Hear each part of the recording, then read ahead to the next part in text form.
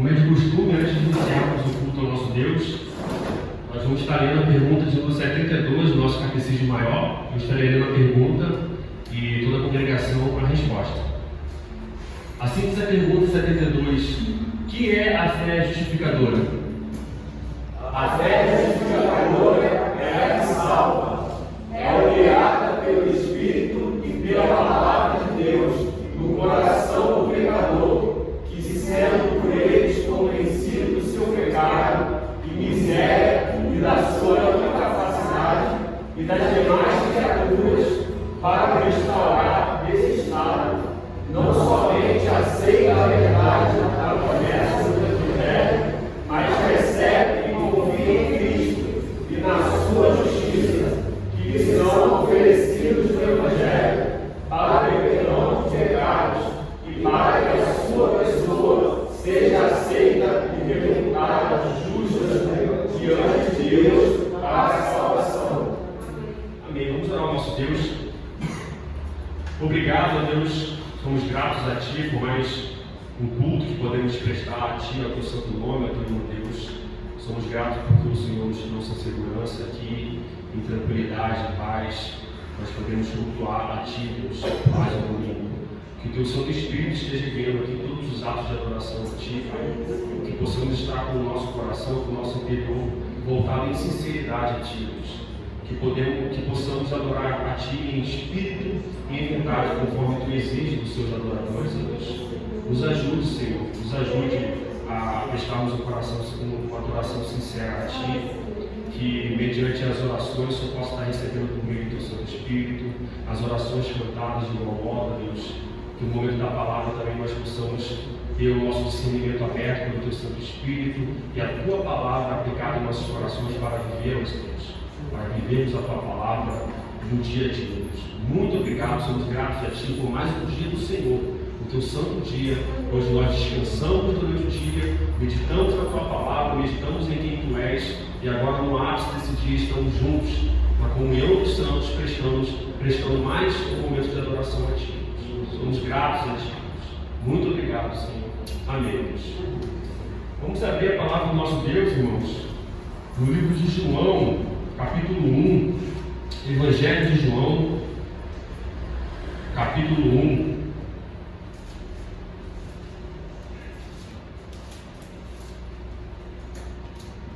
Vamos ler do verso 1 ao 14.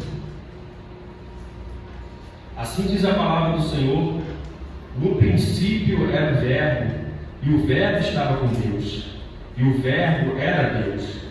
Ele estava no princípio com Deus. Todas as coisas foram feitas por intermédio dele, e sem ele nada do que foi feito se fez. A vida estava nele, e a vida era a luz dos homens. A luz resplandece nas trevas, e as trevas não prevaleceram contra ela. Houve um homem enviado por Deus, cujo nome era João. Este veio como testemunha para que testificasse a respeito da luz, a fim de todos virem a crer por intermédio dele. Ele não era a luz, mas veio para que testificasse a luz, a saber, a verdadeira luz que, vindo ao mundo, ilumina todo homem. O Verbo estava no mundo, o mundo foi feito por intermédio dele, mas o mundo não o conheceu.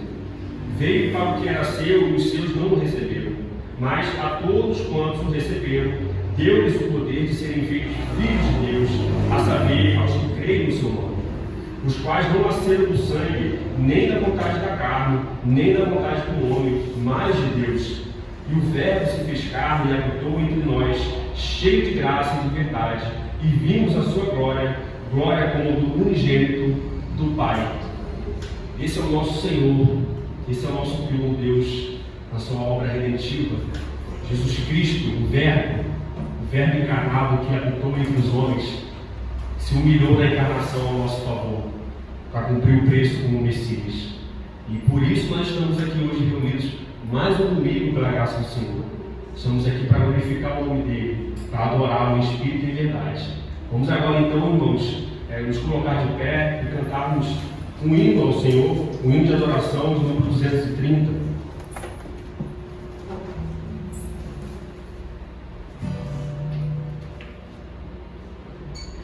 Oh,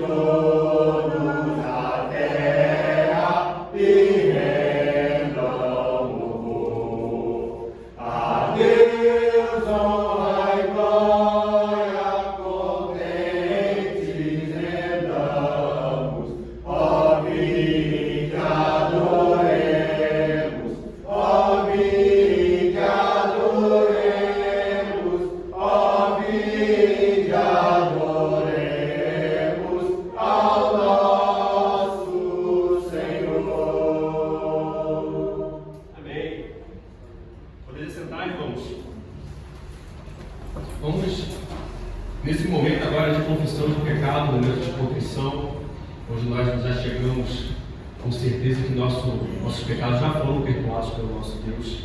Vamos abrir então agora no livro de Salmo 51.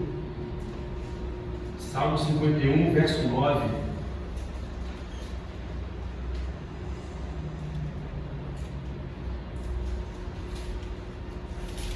Salmo 51, verso 9. Confissão e arrependimento do salmista Davi.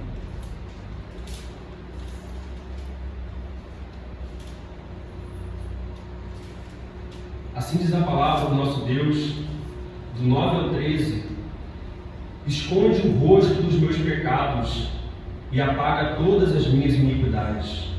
Cria em mim, ó Deus, um coração puro e renova dentro de mim um espírito inabalável. Não me repulses da tua presença, nem me retires o teu Santo Espírito. Restitui-me a alegria da tua salvação e sustenta-me com um espírito voluntário. Então eu ensinarei aos transgressores os teus caminhos, e os pecadores se converterão a ti. Que possamos agora, irmãos, repetir a ação aqui do salmista Davi, possamos confessar os nossos pecados ao nosso Deus. Ele conhece cada um de nós, ele perscruta o nosso interior, ele sabe até mesmo os pecados que são ocultos a nós, como o próprio salmista diz. Então, nesse momento de contrição, que possamos estar orando a Ele, confessando os nossos pecados e tendo a certeza, a firmeza que Ele é fiel e justo para nos perdoar e nos purificar de toda injustiça. Vamos, nesse momento, confessar os nossos pecados de maneira silenciosa. Depois eu peço à irmã Aline que esteja orando de maneira audível. Amém? Oremos, irmãos.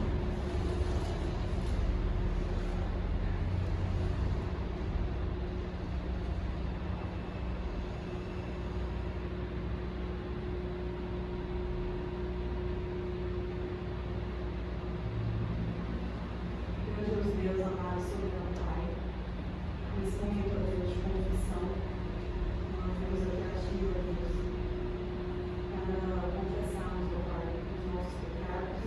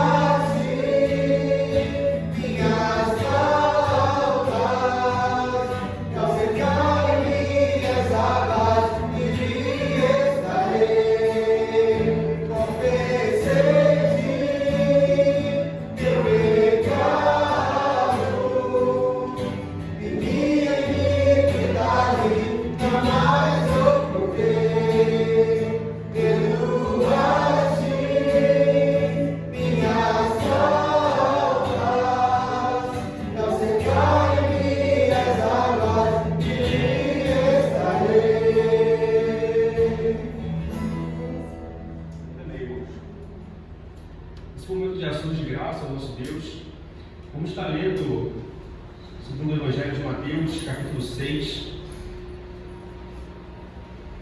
Mateus, capítulo 6.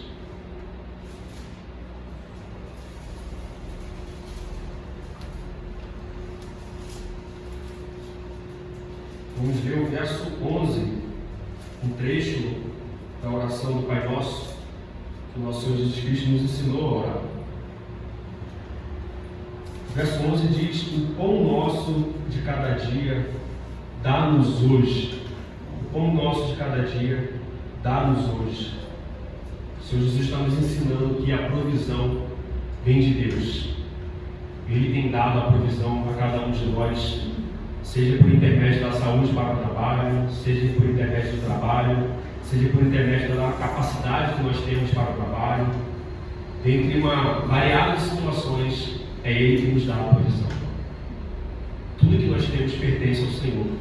Ele é o Deus do ouro, da prata, de tudo que existe. E Ele delega ao homem algumas funções. Nós somos mordomos de Deus. Todos os bens nós administramos para Ele como servos.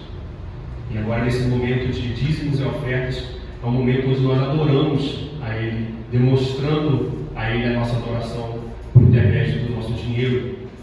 Uma parte dos nossos bens, daquilo que Ele nos deu, nós devolvemos uma parte a Ele como adoração. Que possamos agora, irmãos, nesse momento, estar adorando ao nosso Senhor com os nossos dízimos e ofertas.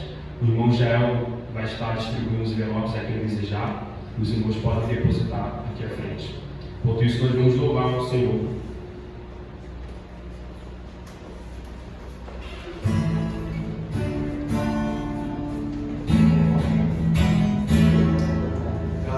Por essa vida, pelo bem que revelou, graças pelo futuro e por tudo que passou, pelas bênçãos derramadas, pelo amor, pela aflição, pelas graças reveladas,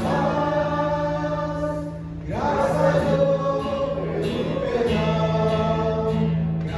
Pela luz celeste, e por nuvens que há também, pelas rosas do caminho e os espinhos que elas têm, pelas noites dessa vida, pela estrela que brilhou, pela prece respondida, e a esperança que falhou. Pela cruz o sofrimento e final ressurreição, pelo amor que é sem medida, pela paz no coração, pela lágrima medida, pelo consolo que é sem par, pelo dom da eterna vida, sempre graça.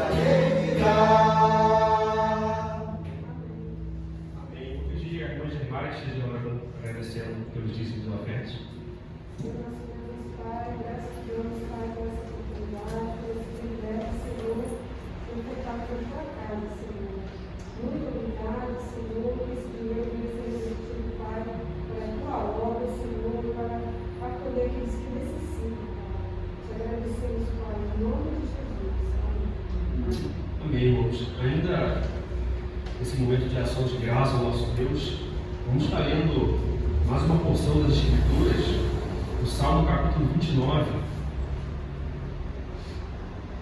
Salmo capítulo 29.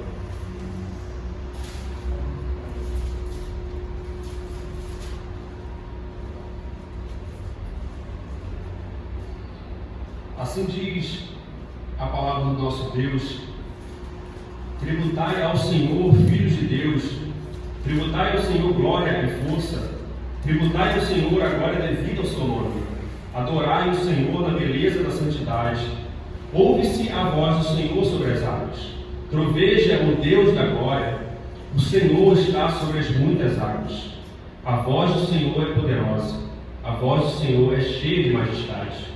A voz do Senhor quebra os cedros, sim, o Senhor despedaça os cedros do Líbano. Ele os faz saltar como um bezerro, o Líbano e o Sidom como bois selvagens. A voz do Senhor despede chamas de fogo, a voz do Senhor faz tremer o deserto, o Senhor faz tremer o deserto de Cádiz. A voz do Senhor faz dar crias às costas e desnuda os bosques. E no seu templo tudo diz glória. O Senhor preside os dilúvios como rei, o Senhor presidirá para sempre. O Senhor dá força ao seu povo, o Senhor abençoa com paz ao seu povo. Esse é o nosso Deus.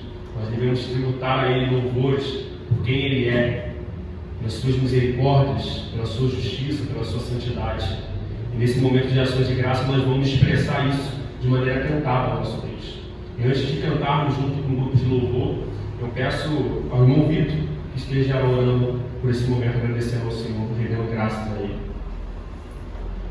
Meus amados, queridos, muito obrigado, Senhor, porque não apenas nos deste um fôlego de vida, Deus, mas fizeste, Deus, com que nós usássemos para a Tua glória, Deus, para louvar o Teu nome, Deus, que é bendito, Deus, de todo louvor e toda adoração.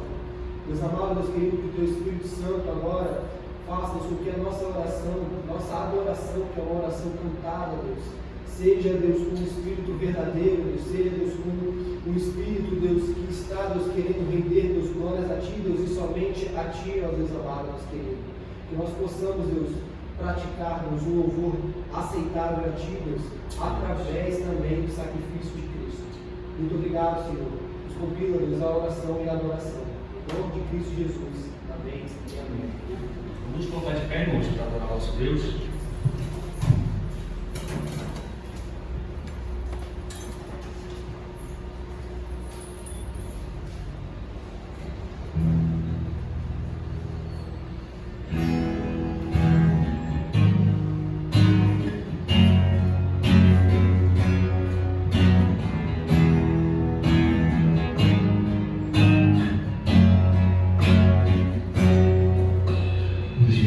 A terra se prostra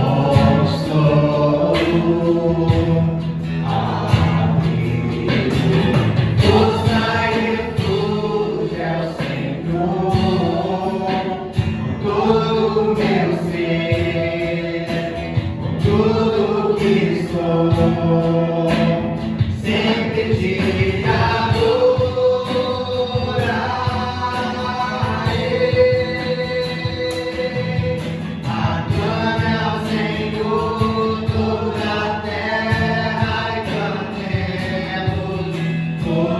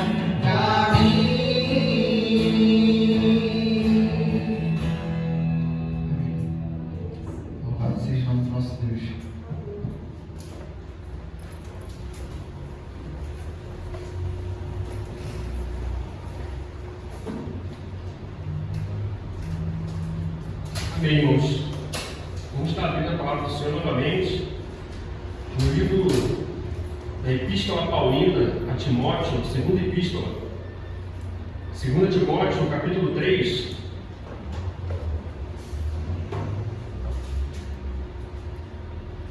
Vamos ler do verso 16 e 17 de 2 Timóteo. Assim diz a palavra do nosso Deus: toda a Escritura é inspirada por Deus e útil para o ensino, para a repreensão, para a correção e para a educação da justiça, a fim de que o homem de Deus seja perfeito e perfeitamente habilitado para toda boa obra. Nesse momento onde será pregada a palavra do nosso Deus, nós temos que ter esse discernimento, esse entendimento que a exposição da Escritura, toda a Escritura ela é inspirada por Deus, ela tem a sua utilidade inspirada pelo Espírito Santo, que é ensinar, que é repreender, que é corrigir e que é educar na justiça. E isso a fim de que nós sejamos perfeitos e perfeitamente habilitados para praticar toda boa obra para a glória de Deus. E agora, nesse momento de exposição, onde o irmão Vitor estará expondo o livro de Atos a toda a congregação, eu peço ao irmão Israel que esteja orando pelo irmão Vitor, para que ele venha pregar o Evangelho genuinamente, expor corretamente a palavra, segundo o Espírito Santo, e que nós, como congregação, possamos também ter o nosso discernimento aberto para receber e guardar a palavra de Deus. Senhor, te louvamos por mais um dia que o Senhor nos reúne para juntos adorarmos a Ti em comunhão, como o Senhor nos instituiu. E agora, Senhor, obrigado por até esse momento tudo, porque o Senhor tem cuidado de nós e tem nos instituído já, através dos cânticos, das orações e da Tua palavra. Agora, Pai, nós vamos ser dispostos ao texto, que em nome de Jesus o Senhor esteja com a vida do Vitor, que ele possa pregar, sabendo da sua responsabilidade e fazendo para a Tua glória, Senhor, apenas para a Sua glória. Em nome de Jesus, amém.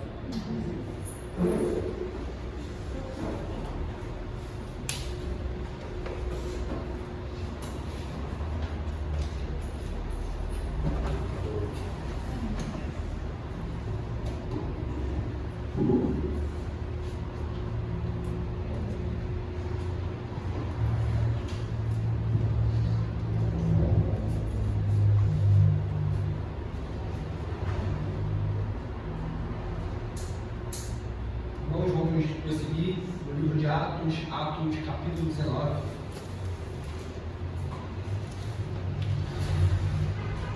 Atos, capítulo 19, nós vamos expor hoje do verso 8 ao verso 20.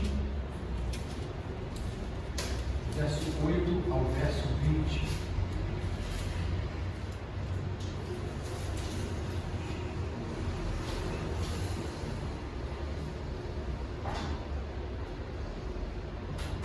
Vamos lembrar o contexto em que Atos 19, do 8 ao 20 se encontra. Primeiro, vamos lembrar que estamos em Éfeso, cidade na qual o apóstolo Paulo passou no final da segunda viagem missionária.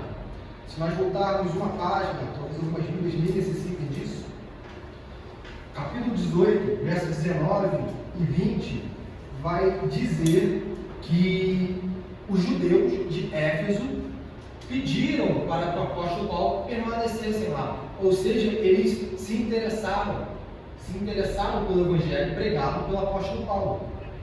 Depois o apóstolo Paulo sai, tem segunda viagem missionária, começa a terceira viagem missionária.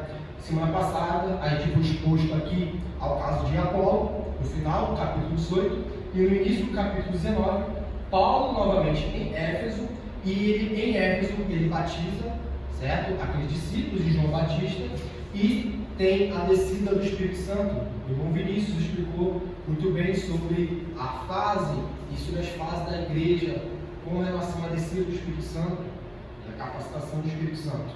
Hoje nós vamos ver do verso 8 ao 20 e ainda em Éfeso. Agora a gente vai analisar e vamos ver aqui pelo texto se de fato os judeus realmente se interessaram pelo Evangelho ou se eles gostaram de algo que o Evangelho fornecia que eles já concordavam. Vamos ler o texto. 8 a 20 de Atos 19 diz assim: durante 3 meses, Paulo frequentou a sinagoga, onde falava ousadamente, dissertando e persuadindo com respeito ao reino de Deus. Visto que alguns deles se mostravam empedernidos e descrentes, falando mal do caminho diante da multidão, Paulo, apartando-se deles, separou os discípulos, passando a discorrer diariamente na escola de Tirano. Durou isto por espaço de 2 anos, dando ensejo a que todos os habitantes da Ásia ouvissem a palavra do Senhor, tanto judeus como gregos, e Deus, pelas mãos de Paulo, fazia milagres extraordinários, a ponto de levarem aos enfermos lenços e aventais de seu uso pessoal, diante dos quais as enfermidades fugiam das suas vítimas e os espíritos malignos se retiravam. E alguns judeus, exorcistas ambulantes, tentaram invocar o nome de Jesus sobre processos de espírito maligno, dizendo: esconjuro-vos por Jesus a quem Paulo prega. Os que faziam isto eram 7 filhos de um judeu chamado Seva, sumo sacerdote. Mas o espírito maligno lhes respondeu: conheço a Jesus e sei quem é Paulo, mas vós, quem sois? E o processo do espírito maligno saltou sobre eles, subjugando a todos, e de tal modo prevaleceu contra eles, que desnudos e feridos fugiram daquela casa. Chegou este fato ao conhecimento de todos, assim judeus como gregos, habitantes de Éfeso. Veio temor sobre todos eles, e o nome do Senhor Jesus era engrandecido. Muitos dos quais creram vieram confessando e denunciando publicamente as suas próprias obras. Também muitos dos quais haviam praticado artes mágicas, reuniram seus livros, os queimaram diante de todos, calculando os seus preços, achou-se que montavam a 50.000 denários. Assim a palavra do Senhor crescia e prevalecia poderosamente. Aqui nós vemos, então, só nessa leitura rápida, que houve um conflito de Paulo com alguns judeus da sinagoga, e esse conflito foi suficiente para que Paulo tivesse a ideia de não dar mais para ficar aqui, eu vou para um outro local. E qual é esse local? A escola de Tirano. E depois nós vamos aqui vendo os milagres que vem acontecendo, como ocorre em todo o livro de Atos. Em todo o livro de Atos, os milagres, como a autoridade da doutrina, a autoridade dos apóstolos. Logo após, tem uns exorcistas aqui, achando que pode usar o nome de Jesus para ganho próprio, como Simão queria lá nos capítulos anteriores. Isso não dá certo, como a gente viu, e eles são envergonhados. Logo depois há um temor e a palavra do Senhor prevalecida. Essa é o enredo, essa é a síntese desse nosso perícope de hoje. Mas existem algumas coisas profundas aqui em cada parte que a gente tem que refletir sobre. Por exemplo, os judeus. Os judeus, eles se interessaram muito sobre a doutrina de Cristo, sobre o reino de Deus. Aqui, o reino de Deus, meus irmãos, é intercambiável com o Evangelho, tá? É intercambiável com as boas novas. Porque Paulo vai dizer que eles não aceitaram a respeito do reino de Deus, eles não aceitaram o que Paulo estava falando, persuadindo e dissertando ousadamente, eles não aceitavam. Não é algo específico da doutrina cristã que envolvia o reino de Deus. Tanto é que no versículo 10 ele vai dizer que a palavra do Senhor crescia na Ásia. Ou seja, ele está intercambiando. Não é que Paulo saiu da sinagoga e, como não deu certo, agora ele vai pregar a palavra. Não é isso. Reino de Deus e palavra são intercambiáveis, assim como o Evangelho. Bem, aqui ele está designando, ele está pegando uma parte para se referir ao todo. Então, meus irmãos, aqui nós já vemos como que os judeus eles se interessaram pelo Evangelho, não pelo que o Evangelho é, não pelo que o Evangelho fala, mas pelo que eles já tinham de coisas pré-concebidas a respeito de sua religião. Eles são judeus. Então a gente pode imaginar, Paulo, na sua primeira estadia em Éfeso, final da segunda viagem missionária, estão na sinagoga dissertando sobre o reino de Deus e falando, por exemplo, como que Cristo era o cumprimento do Antigo Testamento. É isso que Paulo está fazendo sempre em Atos. E os judeus, nesse primeiro momento, eles o que aceitam. E Paulo quer terminar a sua segunda viagem missionária, capítulo 18, E os judeus ficam, não, fique mais aqui, fique mais, a gente quer ouvir mais dessa doutrina. Paulo fala, não, se Deus quiser, vou ver vocês mais para frente.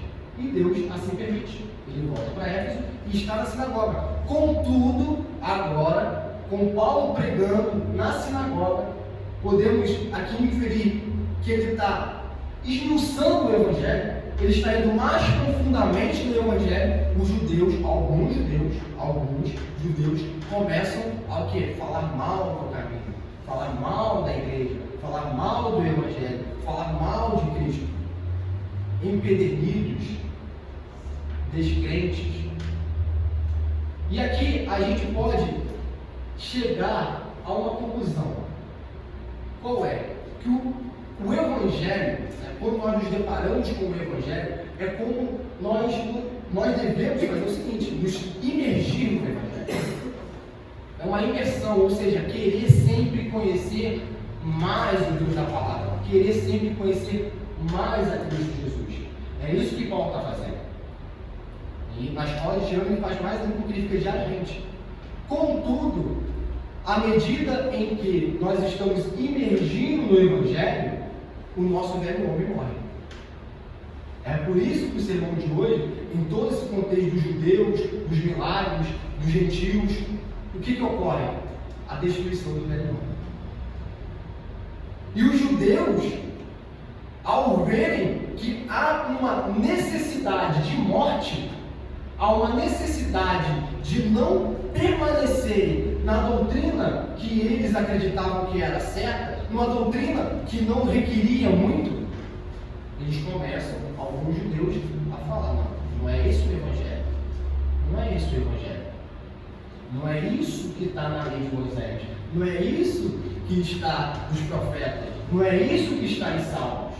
Paulo está inventando e começam a falar mal do caminho. É como um homem natural, meus irmãos. Sabe quando a pessoa mergulha e vai a fundo no mar, no lago bem profundo, e uma hora ele se dá conta de que se ele permanecer indo, ele vai morrer afogado. Aí ele volta desesperado para a superfície. Ele volta desesperado. Assim é o homem natural, quando ele está se deparando com a palavra de Deus. Ele vai, ele começa a se deparar com o texto sagrado, ele vê que se ele realmente abraçar esse texto sagrado, a sua vida vai ter que mudar. Ele vê que realmente vai ter que ter uma mudança de vida. Não tem como ele permanecer do jeito que ele está com a palavra de Deus, ou no mínimo ele será incoerente. Haverá uma incoerência entre o que a palavra diz e como ele vive. Então ele volta rapidamente, porque ele não quer isso. Ele não quer esse Evangelho, ele não quer mudar de vida. Ele quer uma fé intelectual, ele quer uma fé em que tem como eu permanecer no mundo, tem como eu continuar praticando as coisas que eu pratico e ao mesmo tempo dizer que eu sou do caminho, dizer que eu sou de Jesus Cristo. Mas não é isso que o Evangelho requer. Certo escritor diz que Jesus não quer uma parte do homem, Jesus quer o homem todo. Jesus quer o intelecto, Jesus quer a sua profissão, Jesus quer as suas mãos, os seus pés, os seus braços, Jesus quer você todo. É por isso que tem esse certo momento da narrativa dos evangelhos, que Jesus fala, se o seu olho te faz pecar, arranque-o fora, porque é melhor entrar no reino de Deus cego, caolho, do que ir para o inferno. Porque não existe uma parte do homem que não está sujeita a Cristo. Ou está o homem todo sujeito a Cristo, ou o homem algum está sujeito a Cristo. É isso. O Evangelho requer um homem todo. E quando o judeu ele percebe isso, eles ficam empedernidos. Isso aqui é um designativo que é o que? Duro. Eles ficam duros. É como se ficassem pedras, não fossem flexíveis, não estivessem a fim de serem persuadidos. A gente já viu aqui que persuasão é algo bom porque está ligado à verdade. O antônimo de persuasão é sedução. É por isso que a palavra em Atos está sempre usando persuadir. Então, quando a gente quer convencer o outro a algo bom, a gente está tentando persuadir ele, porque ele está no erro. A gente quer persuadir. E eles estão inflexíveis, eles estão obstinados. Eles não querem o Evangelho, eles não querem mudar de vida, eles querem permanecer como estão. Porque o homem natural, ele quer viver num mundo natural com o quê? Com regalias. Paulo está com regalias? A igreja iniciante, a igreja aqui, primitiva, está com regalias? A gente já viu perseguição, a gente já viu morte, a gente já viu Paulo fugindo de um lugar para o outro. Não tem regalia. Assim como hoje em dia também não tem regalia no reino de Deus. Não tem regalia dentro da igreja. E o judeu, ele estava muito acostumado a sua religiosidade lhe dar favores. Não é o que eram os intérpretes da lei, os fariseus, os saduceus. Eles eram homens de um status superior aos demais. Eles estavam ali quase na aristocracia. Quase na aristocracia. Mas o Evangelho não é isso. O Evangelho é humilhação.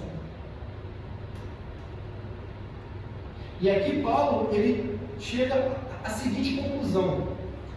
Ora, se eu continuar aqui na sinagoga, por mais que a maioria esteja aderindo ao nome do Filho, eu terei problemas. Por quê? Porque não tem como continuar e prosseguir na fé, no conteúdo cristão. Não tem como quando há obstinados no meio. Imagina Paulo, por exemplo, ensinando o que está a epístola aos Efésios, de que dos dois povos, gentios e judeus, o Senhor fez um só. Imagina ele tentando ensinar isso no meio de judeus obstinados, dizendo que Paulo era louco. Como assim? Eles estavam unidos a raças impuras, que era o que o judeu acreditava. Não tem como haver prosseguimento na fé cristã quando há um obstáculo. É por isso que nós temos a certeza, pela palavra de Deus, por Mateus 10, aqui por Atos 19, que o quê? Que no reino de Deus há uma espada que causa divisão. Essa espada a gente pode dizer que é a doutrina. Ela vai causar divisões. Porque quando você está diante de uma doutrina, ou você aceita ou você rejeita.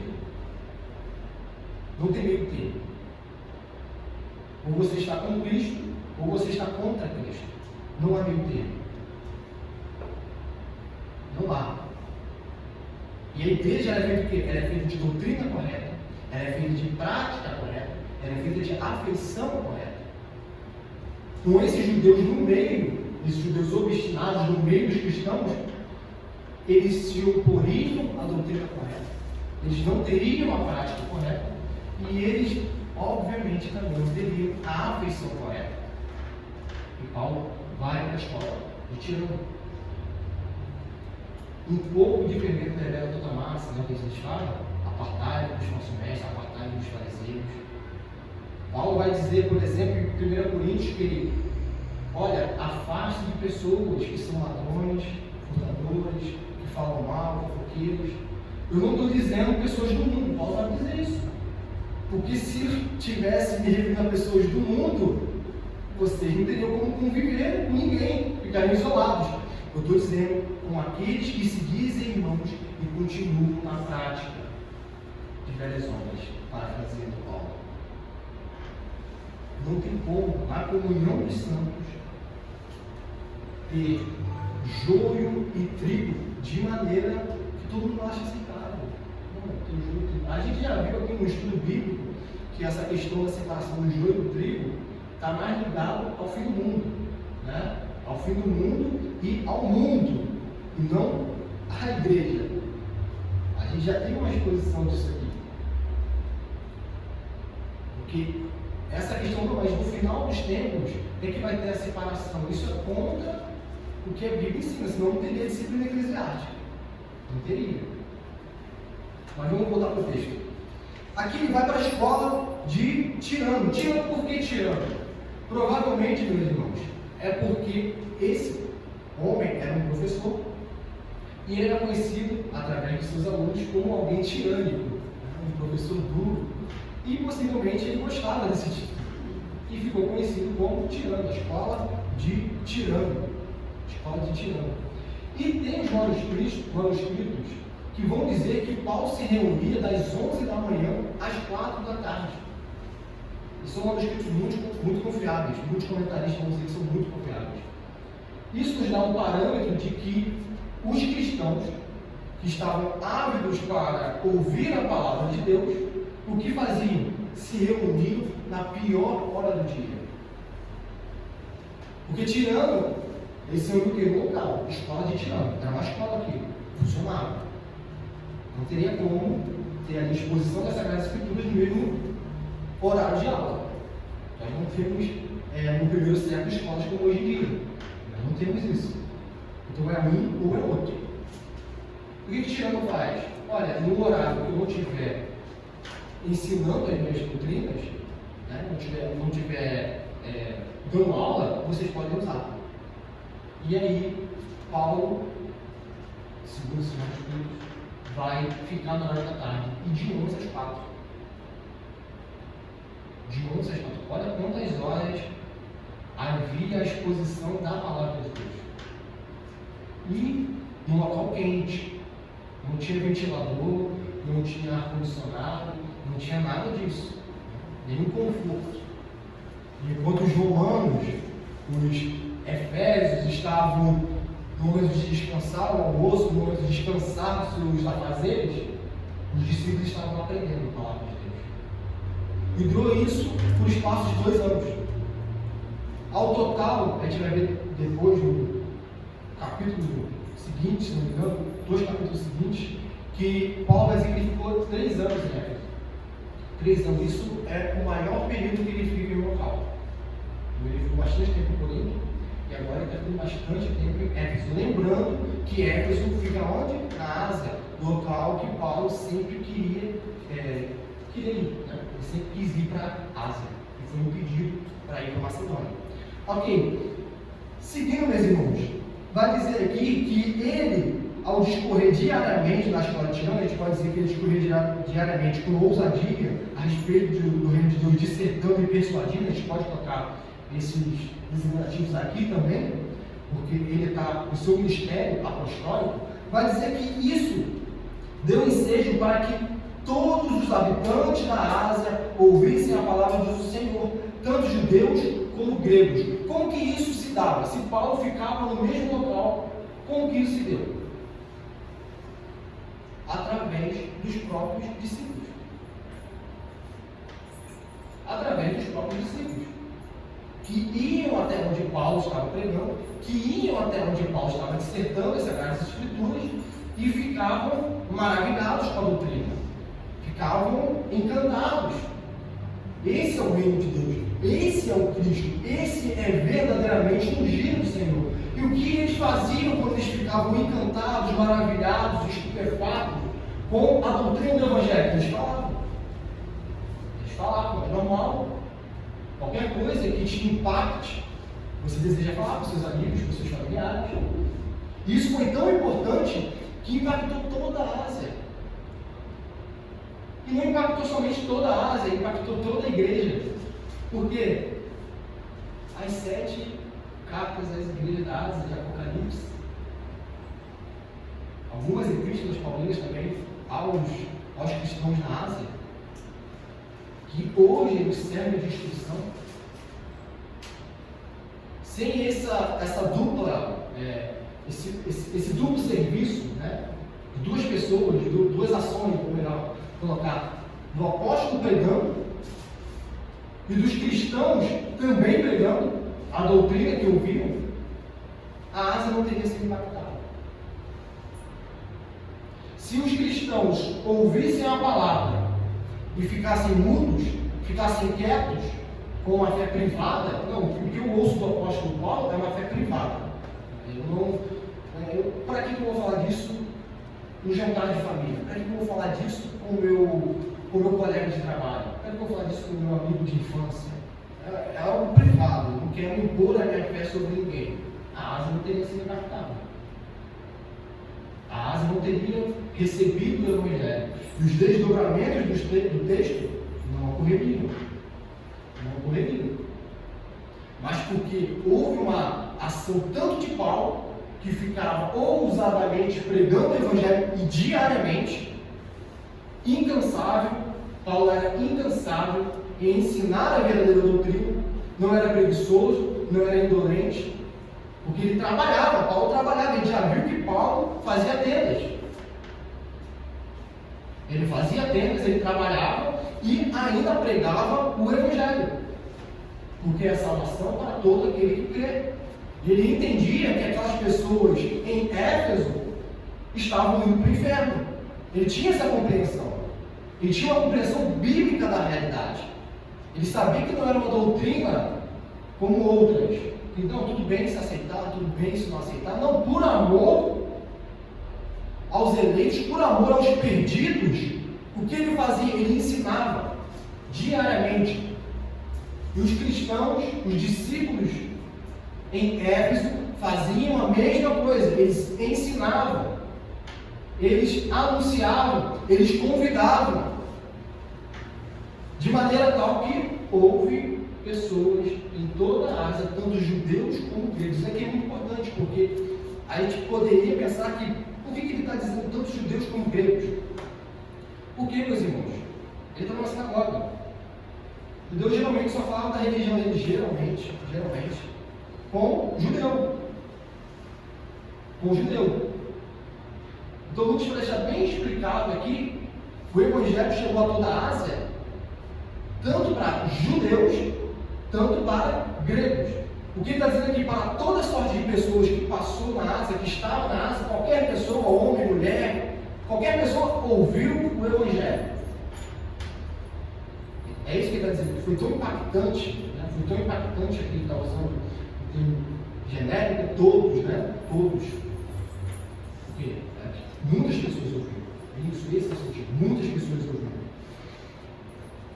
E olha como que Deus abençoava esse duplo esforço. Tanto de Paulo pregando, tanto dos discípulos também pregando. O versículo 11 vai dizer: e Deus, pelas mãos de Paulo, fazia milagres extraordinários a ponto de levarem aos enfermos lenços e aventais do seu uso pessoal, diante dos quais as enfermidades fugiam das suas vítimas e os espíritos malignos se retiravam. Esse texto aqui, né, a gente precisa se atentar só um pouquinho esse texto, porque esse texto é muito tirado do contexto.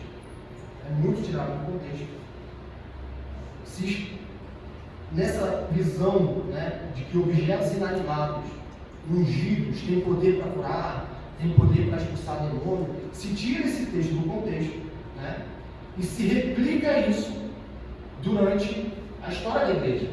Tá? Durante a história da igreja. As indulgências foi isso, tirar esse texto fora do contexto.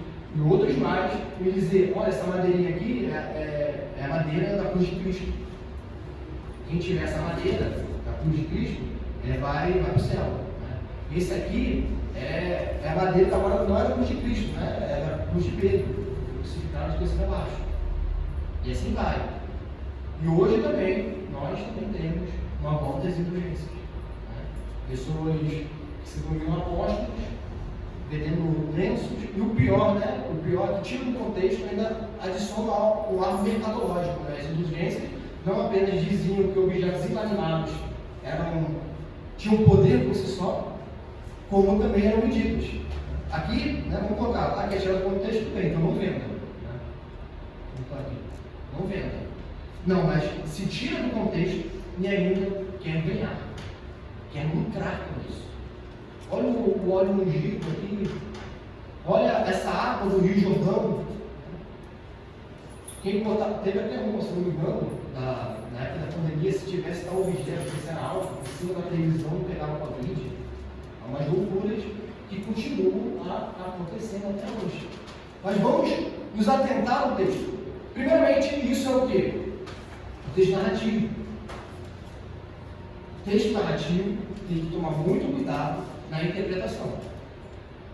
Por exemplo, quando Deus falou para Moisés, enviou o cajado e o mar ia abrir, o povo ia passar, isso Deus está dizendo para todo cristão, em toda época, pegar um cajado, levantar e o mar vai se abrir.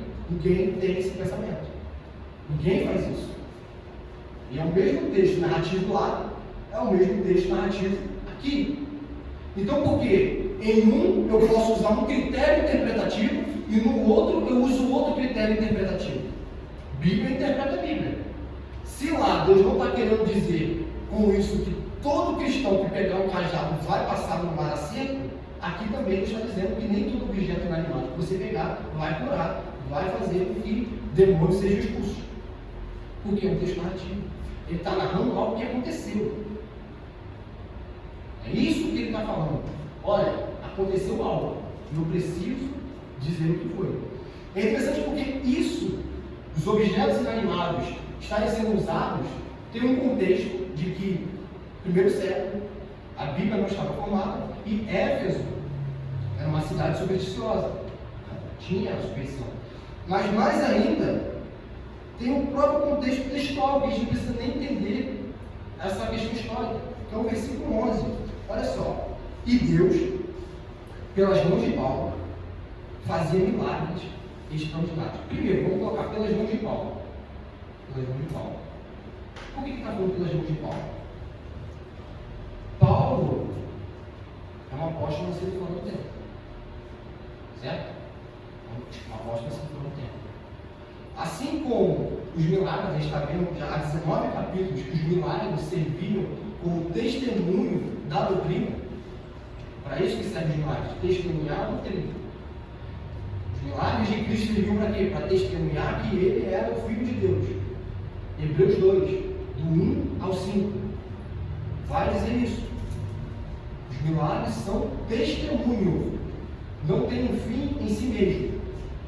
Então, como se sabe que aquela doutrina realmente é do céu? Deus fazia milagres em Jesus. Ok, e por que está escrito pela mão do apóstolo Paulo?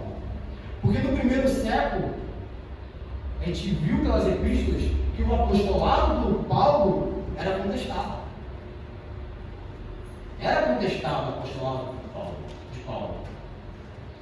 Então, além do próprio apóstolo Paulo, em 1 Coríntios e em demais epístolas, testemunhando a seu favor de que ele tinha as credenciais apostólicas, e uma das credenciais apostólicas, além de ter visto Jesus, também era milagres. Também era. Aqui Lucas está corroborando com o argumento do apóstolo Paulo. E todo o texto de Atos 19 está corroborando para o apostolado de Paulo. Irmão Vinícius expôs aqui semana passada sobre o descer do Espírito Santo. E ele elencou aqui as fases em que o Espírito Santo desce. Sempre que o Espírito Santo desce, tem um apóstolo envolvido. Atos 2, todos os apóstolos. Samaria, se não me engano, Atos 8, Pedro e João. Atos 10, Cornélio, apóstolo Pedro. E agora, nessa chamada, como se for dos discípulos de João, tem um apóstolo também envolvido, o apóstolo Paulo. Então aqui também é para nós entendermos a credencial do apóstolo Paulo. Para nós hoje, nós estamos no século XXI, está feito, não. Quem é que tem dúvida que Paulo foi apóstolo? Mas no primeiro século não era assim. Não era assim. Muitas pessoas tinham dúvida do apostolado de Paulo. E outro ponto, meus irmãos. Lucas aqui, ele está descrevendo algo incomum dentre o incomum. Milagres extraordinários. Geralmente, eu vou usar melhor, geralmente, Lucas descreve os milagres como muitos milagres. Geralmente é isso. E muitos milagres eram feitos pelas mãos dos apóstolos. E muitos prodígios e milagres eram feitos. Agora, ele não está usando uma palavra que descreve quantidade.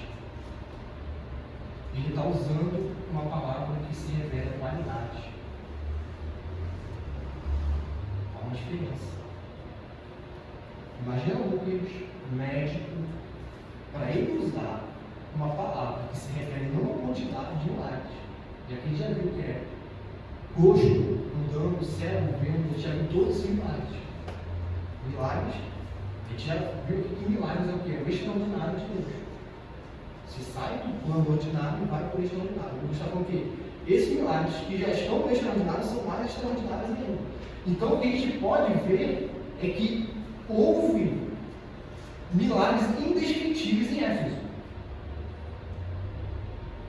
que Lucas nem quer descrever.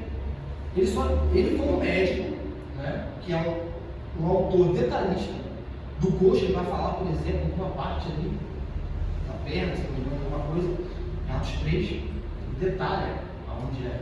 Esse mesmo autor que está escrevendo Atos 19, ele está estupefato e fala: eram milagres extraordinários.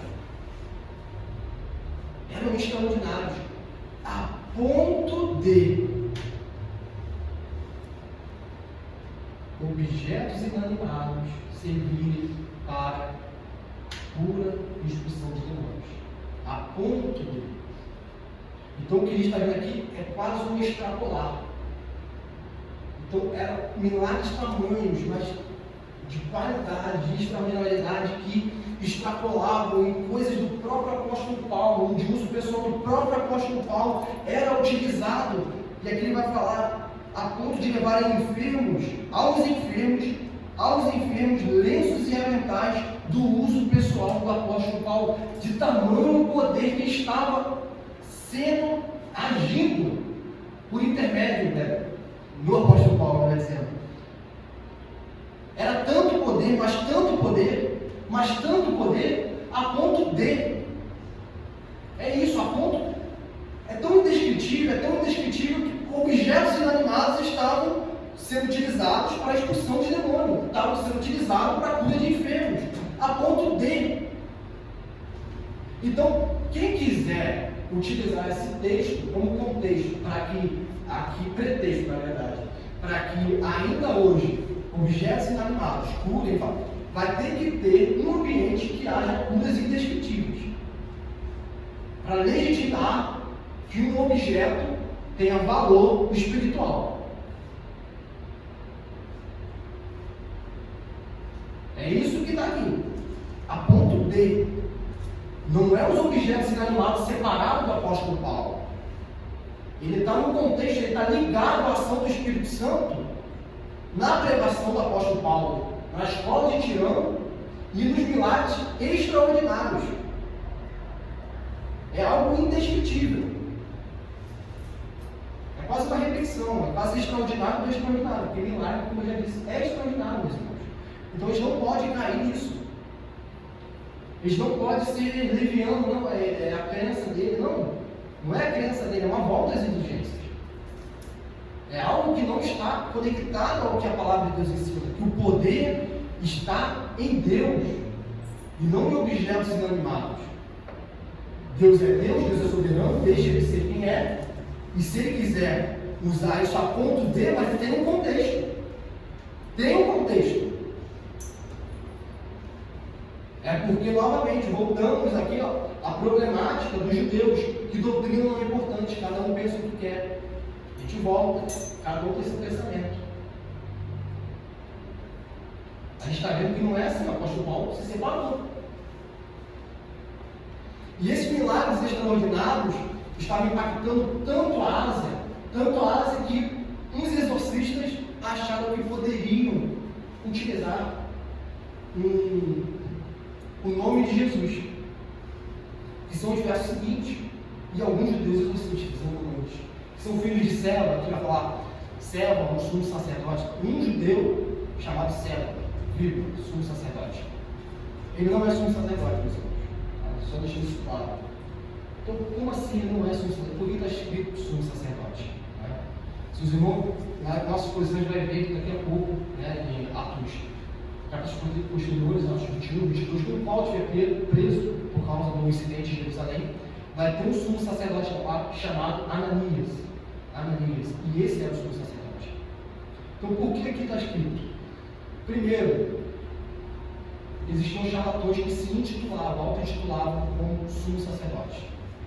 A gente já percebe isso pelo contexto. Já não tem como ser aqui, porque quando coloca serva, a gente tem que ter um adjetivo, que serva está no contexto de quê? De descrédito. É esse o contexto. O contexto de 13 até o 15, até o 16, é de descrédito para essas pessoas. Para a serva e seus 7 filhos. É esse o contexto. está mostrando esse desde de descrédito. Olha só. Aqueles que eram judeus exorcistas ambulantes. E tem outro itemzinho aqui no texto sagrado que vai nos mostrar que esse servo não era sumo sacerdote. Quando diz um judeu. Sumo sacerdote não é referido com artigo indefinido. É com artigo definido. Artigo de notoriedade.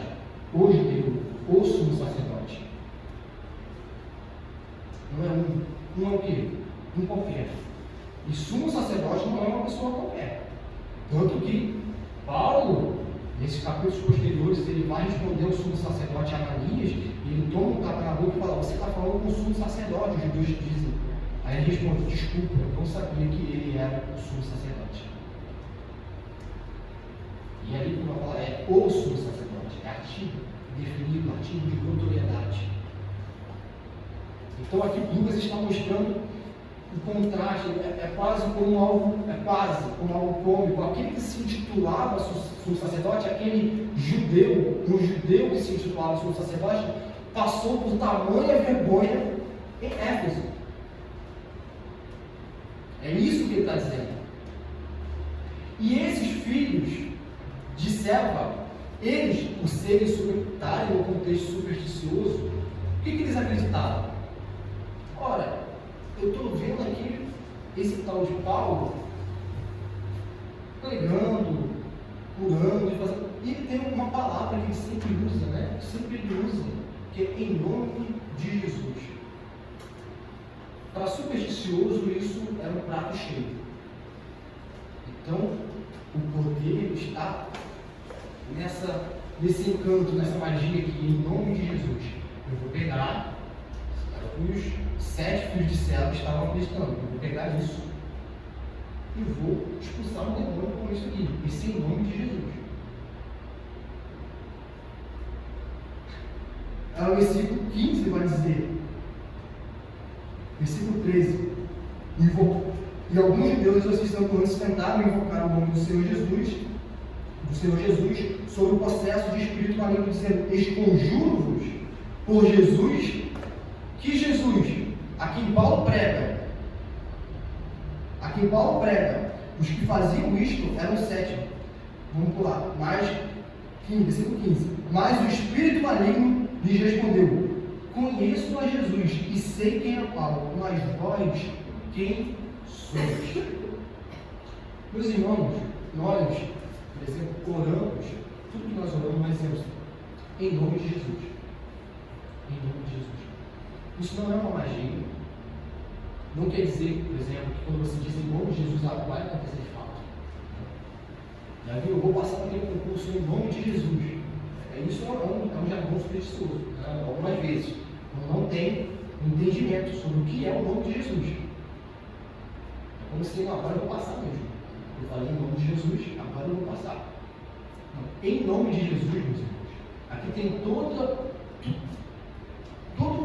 um arcabouço de doutrina ensinado pelo próprio Cristo para que nós possamos falar em nome de Jesus. Primeiro, o nome, quando Deus se revela e fala seu nome, eu sou, ele está dizendo o quê? Ele está falando que o Deus que é inatingível, que o ser humano nunca poderia ter relação alguma, para ele estar se revelando, e ele está colocando nomes. Tanto que os nomes de Deus no Antigo Testamento é sempre em relação ao seu povo. Deus Salvador, né, a rocha, o libertador, é sempre em relação ao seu povo. Então ele está com condescendência à humanidade. Então o quê? Por esse designativo, é por esse nome que vocês vão chamar. Então o nome já está ligado à auto-revelação de Deus. Já é Deus se auto-revelando para o homem. Então, uma pessoa que pega o nome de Deus, que Jesus é Deus, e usa sem ter contato com a revelação de Deus, com o encontro pessoal de Deus com o seu povo, ele está entrando em seara perigosa. Terceiro mandamento: não dirás o nome do teu Deus em vão, porque Deus não tem por inocente aquele que toma o seu nome em vão. Então, o nome de Deus é um nome santo.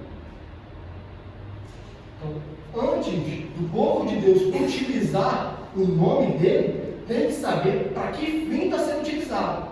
Tem que pensar, é superstição? É superstição? Eu estou usando em nome de Jesus, ou em nome do Pai, ou em nome do Espírito Santo, porque eu quero magnificar o meu trino Deus, eu quero honrar o meu trino Deus, ou eu estou aqui com algo que isso vai acontecer porque eu estou falando em nome de Jesus? O que os filhos de Seba estavam querendo não era magnificar o nome de Jesus, era usar uma superstição, um encanto, para que assim o demônio fosse embora. Mas o demônio fala: eu conheço a Jesus e conheço o Paulo, e vós quem sois? Por quê? Porque tem que haver conexão de Deus, do nome de Deus, com aquele que fala o nome de Deus. Não é qualquer pessoa, né? Qualquer discípulo pode ter total capacidade de expulsar o demônio. Mas não é por palavras mágicas de dizer em nome de Jesus. Mas é porque você pertence ao povo de Deus, porque você foi vertido pelo sangue de Cristo e agora foi lhe dado autoridade sobre o império das trevas. Você agora não é mais escravo de Satanás, você agora não